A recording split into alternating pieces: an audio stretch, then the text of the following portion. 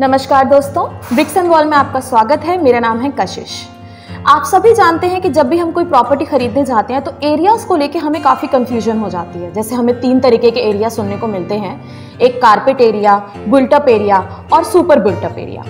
इन तीनों की डेफिनेशन जब भी हम सर्च करते हैं तो काफ़ी कंफ्यूज हो जाते हैं। तो आज इस चीज़ का समाधान मैं लेकर आई हूँ आपके लिए। आज इन तीनों चीज़ों की डेफिनेशन बहुत ही इजी वे में मैं आपको समझाने जा रही हूँ, जो कि आपको फ्यूचर में बहुत काम आने वाली है।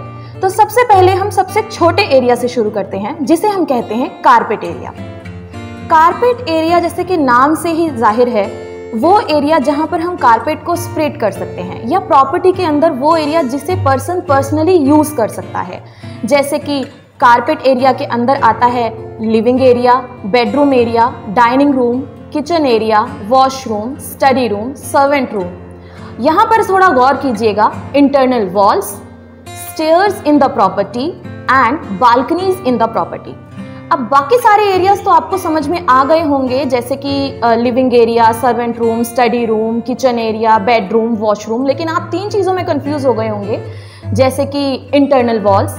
इंटरनल वॉल्स यानी कि प्रॉपर्टी के अंदर जो वॉल्स होती हैं वो कारपेट एरिया में काउंट होती हैं। एक्सटर्नल वॉल्स यानी कि बाहरी दीवारें कारपेट एरिया में काउंट नहीं होती हैं। इसके अलावा स्टेयर्स इन द प्रॉपर्टी, ये आपको mostly independent house, bungalows and duplex में देखने को मिलेगा। सेम विद बालकनीज, जो कि प्रॉपर्टी के अंदर पाई जाती हैं, जो कि ड्यूप्लेक्स, मोस्टली बंगलोज और इंडिपेंडेंट हाउस में होती हैं। ये सारी चीजें कारपेट एरिया के अंदर काउंट होती हैं। आता है दूसरा नंबर, यानी कि बुल्टअप एरिया। बुल्टअप एरिया का फॉर्मूला बेहद सिंपल है। Built up area is equal to carpet area plus balconies plus external walls and service shafts. यानी कि कारपेट एरिया के अंदर आपको सिर्फ और सिर्फ 3 चीजें इंक्लूड करनी है, जिसमें बालकनी, सर्विस शाफ्ट्स और तीसरा आपका आ जाता है एक्सटर्नल वॉल्स यानी कि बाहरी दीवारें, जिसे हम बुल्टअप एरिया कहते हैं। अब बात करते हैं तीसरा एरिया यानी कि सुपर बुल्टअप एरिया की।